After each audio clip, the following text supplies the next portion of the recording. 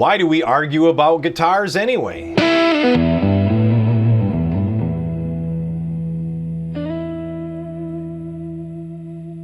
Hey everybody, Jayce Allan here. Welcome back to the channel. So I've been making YouTube content since sometime in 2022. It started out simply as just a way to pass the time.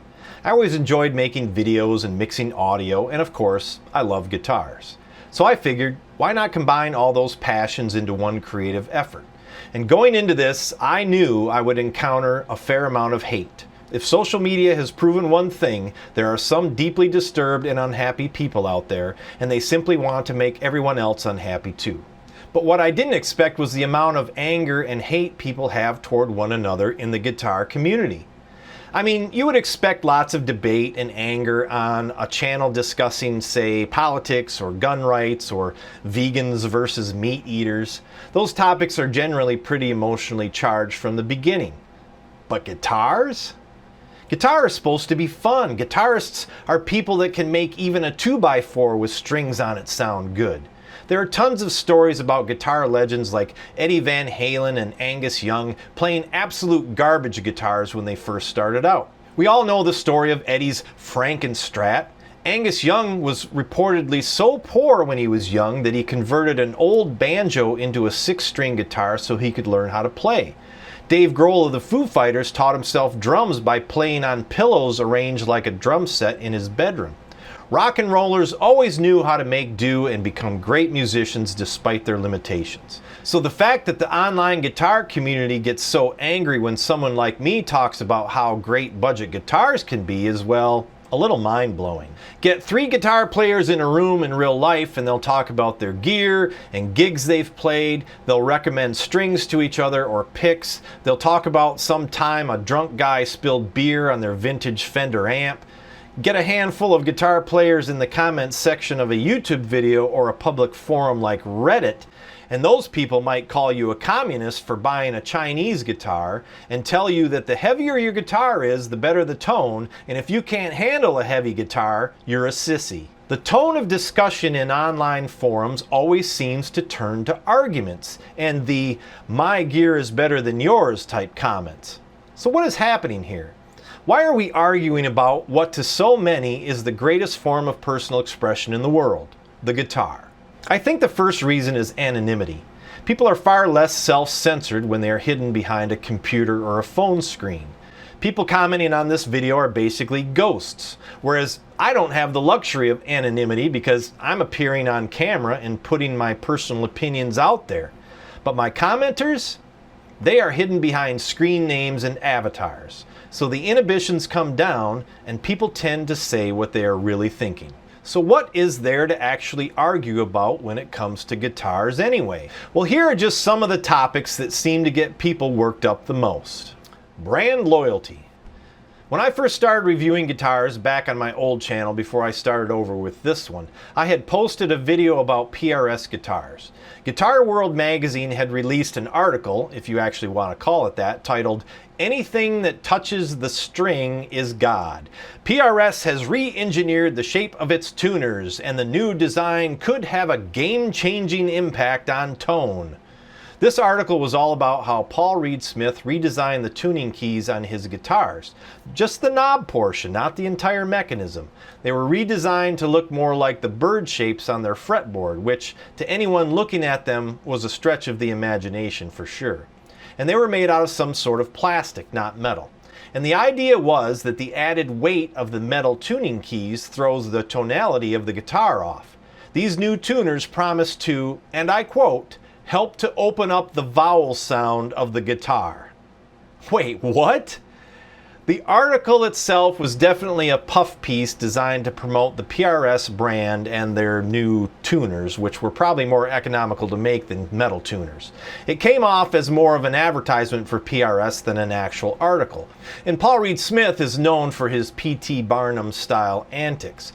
So I made a video criticizing the article and the idea that simply changing tuning keys from metal to plastic would have any impact whatsoever on the guitar's tone. And I wasn't prepared for what came next. That video shot up in views and engagement. The comments were filled with angry people telling me what a genius Paul was, and that I didn't know anything about guitars, and that despite doing a demonstration that adding weight to the headstock of an electric guitar does absolutely nothing to impact tone, I had people defending Paul's claims. Some even watched my other videos and made comments about how bad I played and that I was an amateur and couldn't be taken seriously. This is just one small example of how people begin to identify with a brand so much that it becomes part of who they are as a person. I mean, I have nothing against PRS, they make some amazing guitars. But Paul himself is more of a salesman than he is a guitar maker, and he loves to make these bold, unsubstantiated claims about tone woods, nut material, and so on. And much like a cult leader, his word is gospel and his followers believe every word of it, and they will aggressively defend the cult in online forums. Country of origin. I'm a small channel. I currently have less than 15,000 subscribers, which is more than I ever thought I'd achieve. I'm also a small business owner. I take home about $36,000 a year, which ain't too bad. I'm able to pay my bills and take a nice vacation every so often. My wife takes home the same amount, so combined, we do all right financially. Our house was inherited, so we don't have a mortgage, and our cost of living is pretty low, and my YouTube channel so far has broken even every year. But I'm not in the position where I can buy multiple $3,000 and $4,000 guitars every year just to review them. So I buy budget guitars, and those brands are more often than not made in China. I also don't have big brands like Fender or PRS sending me guitars to review. But those same budget brands do send me free gear in exchange for a review on my channel. And again, those companies are based in China. So because I shill for Chinese guitar brands, I've been called a communist and that I support slave labor. I had no idea that people who probably have a household filled with goods made in China could have such a deep-seated anger towards Chinese-made guitars.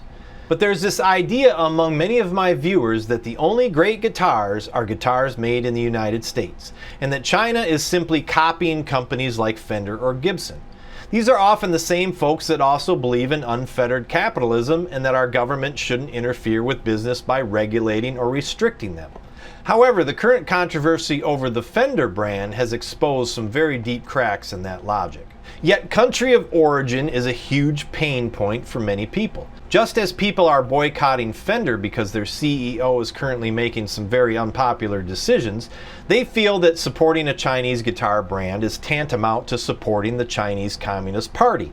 They will point out the exploitation of labor in that country and the behavior of their government, while turning a blind eye to their own government or how workers at USA guitar factories are treated. When the truth is, labor is one of those things that gets exploited all over the world, no less so here in the United States. But this is a hill many people are willing to die on, and they will argue about it vehemently. Hardware. This is where facts and folklore collide to create the perfect storm of debate and anger. Tell someone that a bone nut doesn't affect the tone of a guitar any more than a plastic nut does, and you'll sometimes be met with an angry mob carrying metaphoric torches and pitchforks in the comments section of your video. Guitar players sometimes hold strange beliefs about what makes a guitar sound better, and it often isn't based on anything scientific or logical. And we're told to just trust in the magic or mojo of the instrument. Guitar players will pay $250 for a great guitar and then throw $300 worth of new parts in it to make it sound even better. And believe me, the guitar companies see these folks coming a mile away. They are all too happy to stoke the fires and offer superior tone wood or some other feature that promises sparkling highs and punchy mids. But time after time, most tone improvements involving hardware are debunked through side-by-side comparisons or even scientific evaluation. In many cases, all the hardware updates you make to your guitar have little to no impact on tone. I made a video where I upgraded most of the hardware on a Squier debut Stratocaster. I changed the nut, the trem block, the bridge, the pickups, and you know what? I couldn't tell the difference. I would argue that the only thing you can change on your guitar that will drastically affect the tone are the pickups. Everything else has minimal to no impact on tone. Yet people will argue all day long about the benefits of the thick brass trem block on tone in a Stratocaster or the impact of a bone nut over plastic on sustain. Price. Price often goes hand in hand with country of origin, but there are very healthy debates on the internet over budget guitars versus expensive guitars. I myself have done plenty of videos about how budget guitars can be just as good as their expensive rivals. And some people just come completely unglued when I make those types of claims. To some people, there's no way a $300 guitar could even compare to a $3,000 guitar. Yet in many side-by-side comparisons on countless YouTube videos, not too many people can tell any difference when it comes to tone. Yes, playability and sometimes durability can vary between cheaper and more expensive instruments, but oftentimes it's very difficult to notice any discernible difference between a budget guitar and a more expensive guitar when it comes to tone. I remember the first time I got a USA-made Fender Stratocaster. I played it and a Made in Mexico Strat and a Squier Strat and a couple of cheap no-name Strats on a video.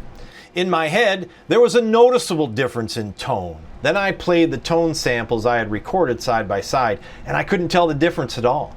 So it made me wonder, why do we spend so much money on name brand guitars when cheaper guitars sound basically the same? Well, when you spend a lot of money on something, you expect it to be of higher quality than if you paid very little for something. There's this built-in idea that the higher the price, the better the item is. But that isn't always the case. Sometimes things are more expensive simply because the company selling the item can get more money for it. There also might be more overhead in one particular product than another. Items made overseas are inherently cheaper because labor and cost of living in those countries is far less than they are in the United States or the EU. I think there's also this need for validation when you pay a lot for something. You feel proud of yourself for being able to afford something expensive, and you want other people to recognize your accomplishment. And that somehow gets diminished when someone says they got the same thing cheap and it's just as good as yours. And lastly, some people just like to argue. It makes them feel good to be right. If they can best someone in textual combat on the internet, it makes them feel important and superior to that other person. They may not even hold deep-seated beliefs about what they are arguing about. They just like to argue. I've had people argue with me in the comments of my videos that clearly didn't even watch the video, and they are making comments based on the title alone.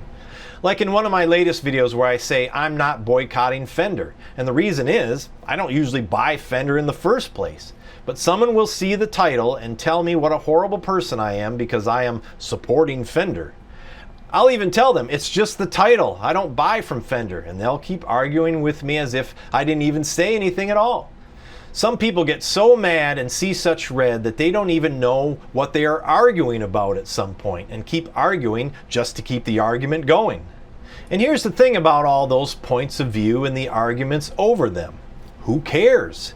If you love PRS guitars and someone says PRS are the worst guitars ever made, what does it matter? That person may have had a horrible experience with PRS. It can happen. Maybe they simply don't connect with the brand, or they don't care for Paul Reed Smith himself. Those are all perfectly valid reasons not to like a guitar. And that other person has every right to their opinion. So why does it invoke such rage in some people? If you are convinced without a doubt that a bone nut makes for far superior tone on a guitar than a plastic nut, and no amount of scientific data will change that, then go for it. But why the need to convince everyone else you're right and they're wrong and try to convert people to your way of thinking? Well, it's because not only do some of us need to be right about some things, we also need to be validated, and we love it when other people agree with us. If there's one thing being a YouTuber has taught me, not everyone will agree with you, and that's okay. It's also taught me to be open to changing my mind if someone presents the proper facts to back up their opinion. But I also simply just have my own personal opinions about things. Like PRS, for example. Their guitars are great, they're gorgeous, they're well made, but I just don't like them. There's something about them that doesn't appeal to me. Same with Ibanez. Great guitars, fantastic, but they just don't resonate with me. But I would never argue with someone over how bad PRS guitars are. If you like them, great, you do you. That's not to say that I won't be critical of a brand if they do something like claim their new plastic tuning keys are a game changer for tone. So what do you think? What's one thing about guitars you're willing to argue about? Do you think people tend to be more argumentative on social media because of anonymity? Let me know what you think in the comments. Anyway, that's all I've got for this one. Thanks for watching. We'll see you again next time.